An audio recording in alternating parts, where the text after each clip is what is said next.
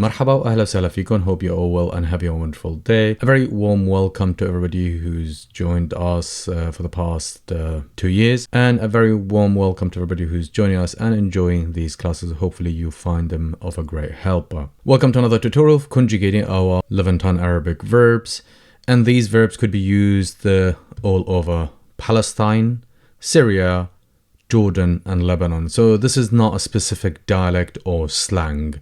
This is a standard dialect. So hopefully that helps you all and answers everybody else's questions, because this is literally asked every day. So what I mean by that, if you memorize this and if you practice it, you'll be able to use it all over these 4 countries. People will 100% understand you. Before going further, I'd like to highlight 2 main differences between ma and and. So as you see, ma, which means to have and to have with, because ma by itself is a preposition, and equally and by itself is an adverb for place and time. But what's the difference between these two? Ma, you would use it to refer to something that you have with you at the time of speaking, or something could be a little bit small that you could carry in your pocket. But again, going back to the first point, is anything that you have it with you at the time of speaking. Whereas and, we use it to refer to ownership. So if you own an item, an object, you would say عندي, عندي, which means I have. For example, you could say عندي computer, I have a computer. So and, which means to have or to own. On that note, I have in my previous lesson, I have mentioned that L is used for human relationships, meaning you would say إلي عائلة, I have a family. إلي أخ بيسكن في London, I have a brother who lives in London. إلي أخت بتسكن في فلسطين, I have a sister who lives in Palestine. So, إل is used here to refer or used with human relationships. Whereas and, which is always used incorrectly, because and, it refers to an ownership. So you cannot say عندي أخ, you don't own. You have, but you do not own. So that is incorrect. However, going back to the other point which I've mentioned, people tend to use and with human relationships and with objects. So that is the downside of it. But the good thing is that you know the grammar now. You know to use el with human relationships. So you would say إلي صديقة, I have got a girlfriend. إلي صديقة من London, I've got a girlfriend who's from London. Let's say, for example, إلي رفيقة من ألمانيا, I've got a friend from Germany. إلي رفيقة اسمها Celia, I've got a friend who's called Celia من Hong Kong. So you would use it on that basis. So you'd use il to refer to a human relationships. Whereas and, you would use it to refer to an ownership. And this is something we cannot use it with people, obviously, for the obvious reason. So in that case, you would have to use and with ownership, with owning objects like cars, companies, work, etc. With that aside, and coming back to today's lesson, which is ma is a preposition, which means with or to accompany. So you could say أنا رحت مع أبي, I went with my dad. أنا رحت مع Alan, I went with Alan. So ma is with. However, when conjugating ma with possessive pronouns, it becomes rather something very, very useful, because it could then mean to have something at the time of speaking. So as an overall translation, means to have, like to have with you, which is something, again, very useful. Let's have a look at it and how do we conjugate it. First, we've got the subject pronouns on the right hand side, so I'm going to go through them because it's always useful to go through them and repeat them and read them. أنا, which means I, masculine, feminine. أنت, which means you, masculine. أنتي, you, feminine. نحن, we, group of people. أنتو or أنتم, which means you, group of people, regardless if it's masculine or feminine. هو, it's he, third person. هي, she, third person. هن with an N, or هم with an M. That means they, group of people. And similarly to أنتو, you could use it with they, group of people, masculine, and with they, group of people, feminine. So these are the subject pronouns, and they are أنا, أنت, أنتي, نحن, أنتو, هو, هي, and هن. أنا, أنت, أنتي, نحن, أنتو, هو, هي, and هن. Now, how do we form to have from this preposition? Similarly to the previous session, all you need to do is just to go ahead and add those possessive pronouns to the end of مع. So you would say أنا معي, I have. أنت معك, you have. أنتي معك, you have, feminine. نحن معنا, we have. أنتو معكن, you have, group of people. هو معه, he has. هو معه, he has. هي معها, she has. هي معها. هن معهن, they have. Let me go over the conjugation again. معي, معك, معك, معنا, معكن, معه, معها, معهن, with them. So again, you would use there to talk about something that you have at the time of speaking. So you could say معي John, I've got John with me. معي سيارة, I've got a car. معي مصاري, I've got money with me. معي قهوة, ما بدي قهوة. معي قهوة, I have got coffee. ما بدي قهوة, I don't need coffee. Meaning you've got your own coffee. Then going back to the other question, how do we put معي, which means I have with me, to I had with me? Meaning changing all of this, or changing the tense from the present to the past. Similarly to the previous sessions, all you need to do is just to add can to the beginning. One of you asked, well, why do you add can to the beginning? The short and direct answer is because this is not a verb.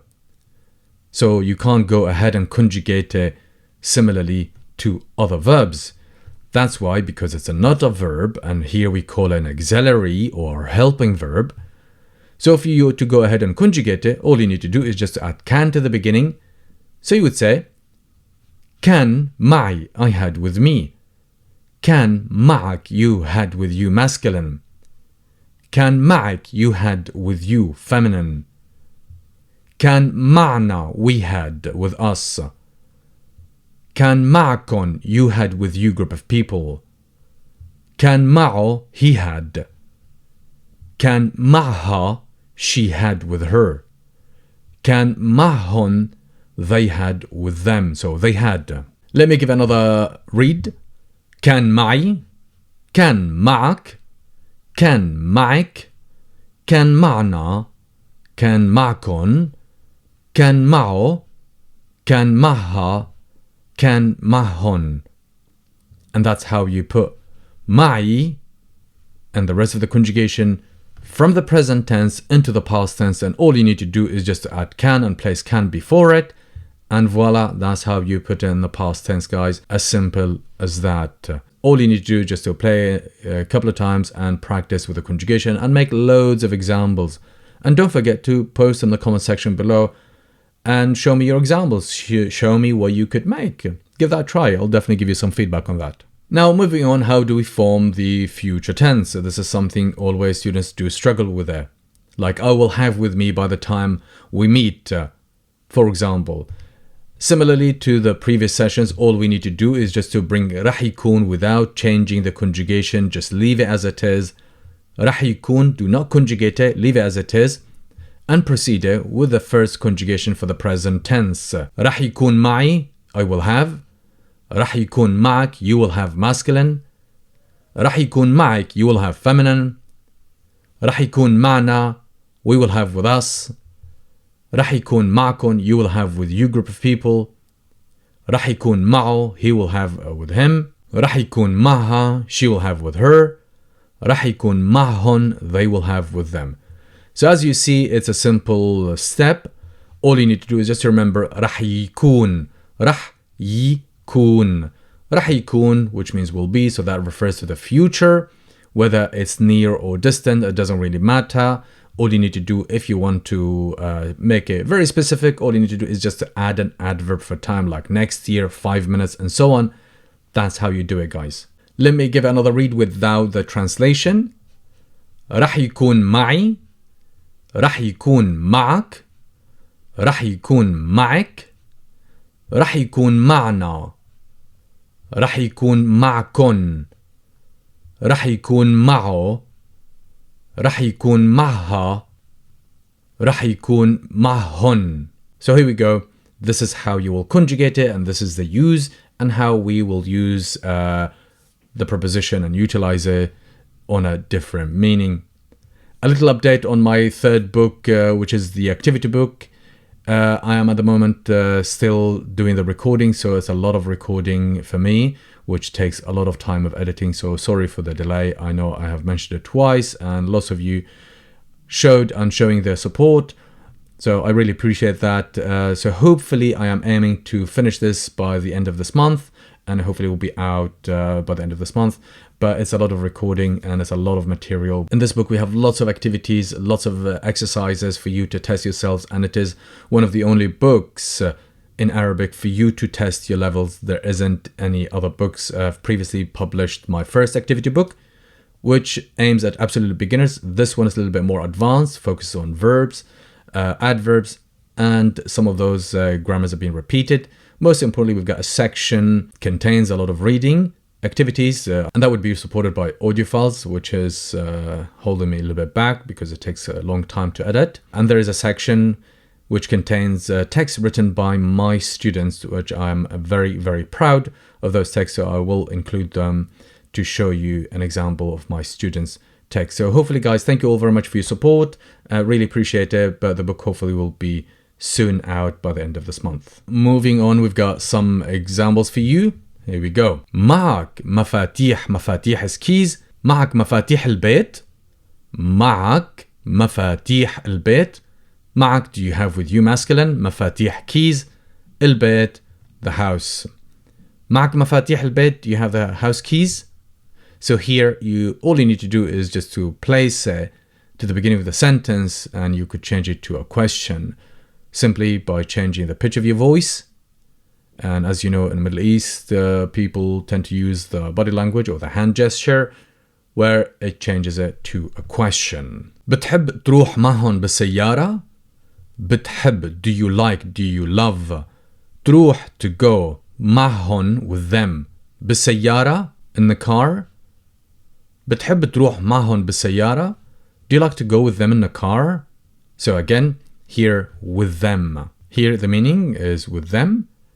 كان معها حق بخصوص فشل المشروع. كان معها حق بخصوص فشل المشروع. كان معها, she had حق, which means right, or she was true. بخصوص, with regards. فشل, failure. المشروع, the project. And the overall meaning, she was right about everything with regards, let's say, for example, predicting that this project will not succeed. So كان معها حق. She was right, she was correct, meaning she knew what was going to happen. So people here tend to use it. So كان معها حق, she was right. بخصوص, with regards. فشل, failure. المشروع, the project. راح يكون معهم مبلغ منيح ليشتروا شقة صغيرة بقلب البلد. راح يكون, will be, معهم, with them, there will be with them. مبلغ, a sum of money. منيح, good. ليشتروا, to buy. شقة, a flat. صغيرة, small. بقلب, at the heart, at the center. البلد, the country. راح يكون معهم مبلغ منيح ليشتروا شقة صغيرة بقلب البلد. They will have a good amount of money, or a sufficient amount of money for them to buy a small flat at the city center. راح يكون معك المصاري آخر الشهر. راح يكون معك, you will have, masculine. راح يكون معك, you will have, masculine. المصاري, the money. آخر, at the end. الشهر, the month. آخر الشهر, by the end of the month. You will get your money, or you will have your money by the end of the month. توم راح يكون معنا بالإجازة لأنه رحلته التغت. Tom is Tom. راح يكون معنا, he will be with us. بالإجازة, during the holiday, on the holiday, لأنه because. رحلته, his trip, his journey. التغت, got cancelled. توم راح يكون معنا بالإجازة. Tom will be with us during the holiday. لأنه رحلته, because his trip, his journey. التغت, got cancelled. As you see here below the Arabic sentences, you've got the translation. So pause, write these examples down and give it your best, give it a shot, and try to make some of these examples, try to write some of these examples to illustrate your understanding of this preposition and how do we change it to something rather very useful. Write them in the comment section below and I'll try to give you some feedback on them. Before ending today's session, I'd like to highlight and answer the question again, which I repeated in my last session. You do not need to use the subject pronouns when you go ahead and conjugate ma. For example, you do not have to say أنا معي. Why? Because معي ends with an E, and E refers to me, refers to I. Therefore, you do not need to use أنا. However, I always recommend to use the subject pronoun as a guide to help you to remember the possessive pronoun. So أنا معي. So it becomes a habit, becomes something of a rhythm. So I would definitely recommend it to use the subject pronouns when you go ahead and conjugate it. It's not something that would mean that you don't know the language, but in fact, it will help you and it will clear out any misunderstanding if you are using these and if you are starting to use these. So I would definitely recommend to use them. Great, guys. I'd like to thank you all again for your generosity and amazing support I've had from all of you. I hope to make more of these tutorials and continue making. So thank you all very much. With that, I'll end today's session. Hope you enjoyed it and found it helpful. Till next time, stay safe. Ma'as salame.